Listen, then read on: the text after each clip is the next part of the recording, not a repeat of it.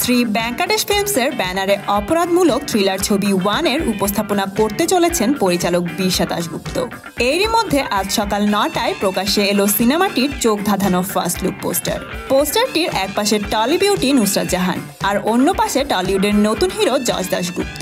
আর এই দুয়ের মাঝে খলনায়কের ভূমিকায় স্বমহিমায় বসে আছেন টলি ইন্ডাস্ট্রির অন্যতম মহার্থী প্রসেনজিৎ চ্যাটার্জি। সিনেমাটিতে যশ দাশগুপ্ত ও নুসরাত জাহানকে দেখা যাবে এক নিয়ন্ত্রিত আইপিএস অফিসারের ভূমিকায়, যাদের মূল লক্ষ্যই হলো পারিপার্শ্বিক সমাজের দুর্নীতির অবসান করা। আবার অন্যদিকে নেগেটিভ চরিত্রে এক অমানবিক ভিলেন আদিত্য সেনের ভূমিকায় দেখা যাবে প্রসেনজিৎ চ্যাটার্জিকে। প্রসেনজিৎ চ্যাটার্জির সহধর্মিনীর ভূমিকায় দেখা যাবে দক্ষিণ ভারতীয় সুন্দরী নায়িকা রাসেল হোয়াইটসকে। আগামী 14 এপ্রিল মুক্তি পেতে চলেছে এই সিনেমাটি।